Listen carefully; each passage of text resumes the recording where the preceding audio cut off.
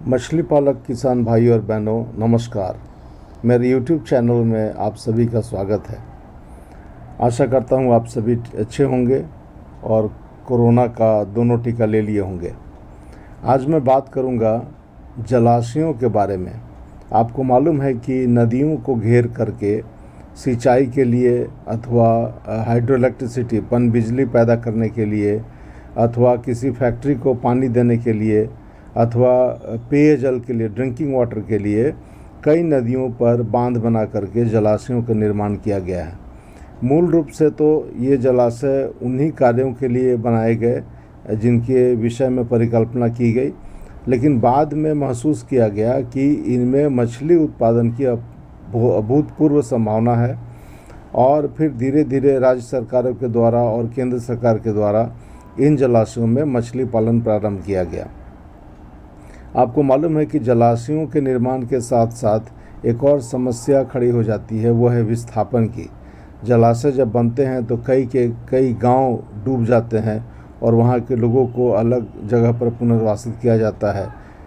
यद्यपि उनको मुआवजा दी जाती है, लेकिन वो मुआवजा बहुत दिन तक चलता नहीं है और वो लोग गरीबी के चक्रव्यूह में फंस जाते हैं। तो उनको रोज़गार उत्पन्न करना उपलब्ध कराना भी एक बहुत बड़ा कार्य है सरकार का। इसलिए मछली पालन पर यदि ध्यान दिया जाए तो जलाशयों के आसपास रहने वाले विस्थापित परिवारों को रोज़गार भी मिलेगा, लोगों को पौष्टिक आहार भी मिलेगा और देश का मछली उत्पादन बढ़ेगा। तो जलाशयों के विषय में मैं कुछ बात करूँगा। जलाशयों के आकार के हिसाब से इनको तीन प्रकार में बांटा गया है। जो 1000 हेक्टेयर से छोटे जो जलाशय होते हैं उनको लघु जलाशय या स्मॉल रिजर्वायर कहा जाता है। भारत सरकार की संस्था NFDB national fishes development board के द्वारा इसमें भी दो प्रकार बनाया गया है। 40 हेक्टेयर से 200 हेक्टेयर तक के जलाशयों को स्मॉल A और 201 से 1000 हेक्टेयर को स्मॉल B जलाशय कहा गया है। इसके बाद 1000 से 5000 हेक्टेयर जल क्षेत्र वाले जलाशयों को मध्यम जलाशय या मीडियम रिजर्वायर कहा गया है और 5001 से बड़े जो जलाशय हैं उनको लार्ज रिजर्वायर या बृहद जलाशय कहा गया है, बड़ा जलाशय। तो अभी तक का जो आंकड़ा है उसमें फेरबदल होता रहता है क्योंकि कई जलाशयों का निर्माण होते रहता है देश में। मेरे पास जो आंकड़ा है उसके हिसाब से देश में करीब 56 बड़े जलाशय हैं, जिसमें भारत का सबसे बड़ा जलाशय है इंदिरा सागर जो मध्य प्रदेश में है और 34 है। तो लगभग 20,000 जलाशय पूरे देश में फैले हुए हैं जिनमें मछली पालन किया जा सकता है और किया जा भी रहा है। तो जलाशयों में प्राकृतिक रूप से जो जंगली मछलियां हैं वो तो हो ही जाती हैं और उनको खाने के लिए जो परभक्षी मछलियां हैं जैसे बोआरी है या बोआल जिसे बोलते हैं या फिर टेंगड़ा है या फिर सौरा है, ये सब हो जाती हैं। तो एक अलग तरह का संतुलन बना रहता है। जो परभक्षी मछलियाँ हैं उनकी शिकार माही से कुछ तो राशि मिलती है, लेकिन जो जंगली मछलियां हैं उनसे ज़्यादा लाभ नहीं होता है। तो जलाशयों में मछली पालन को बढ़ाने के लिए प्रयास किया जाता है कि उनमें जो IMC मछलियां हैं, रोहू कतला मृगल, उनके बीज को डाला जाए और जिससे कि उनकी संख्या बढ़े और अन्य मछलियों की संख्या थोड़ा नियंत्रित रहे। तो इस पर नेशनल फिशेज डेवलपमेंट बोर्ड के द्वारा एक दिया गया है मार्गदर्शन की लघु जलाशयों में 2000 प्रति हेक्टेयर बीज डालना चाहिए और बीज का आकार जो है वो कोशिश करना चाहिए कि कम से कम 10 सेंटीमीटर का हो। मध्यम जलाशयों में प्रति हेक्टेयर 1000 बीज डालना चाहिए और बृहद जलाशयों में प्रति हेक्टेयर 500 बीज डालना चाहिए।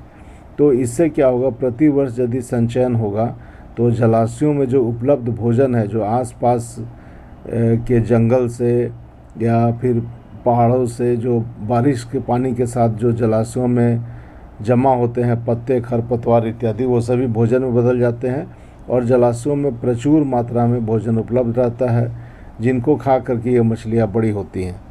तो इस प्रकार यदि संचयन किया जाए तो एक संभावना व्यक्त की गई है कि लघु जलाशयों से 1000 किलो प्रति हेक्टेयर मछली का उत्पादन, मध्यम जलाशयों से 200 किलो प्रति हेक्टेयर मछली का उत्पादन और लघु जलाशयों से 100 किलो प्रति हेक्टेयर मछली का उत्पादन प्राप्त किया जा सकता है।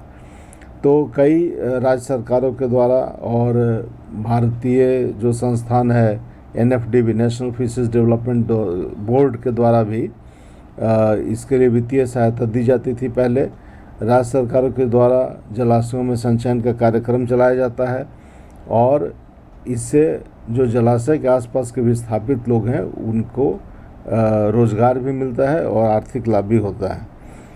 बीज संचयन के समय यह ध्यान देना चाहिए कि यदि जलाशय में घास ज़्यादा हो गया है तो ग्रास कार्प मछली का बीज अधिक डालें, जिससे प्राकृतिक रूप से वे उनका नियंत्रण कर दें। और जलाशयों के जो विस्थापित भाई बहन हैं वो लोग मिल कर के आपस में एक समिति बनाएं, जिससे कि संचयन और अन्य कार्यों को करने में आसानी हो।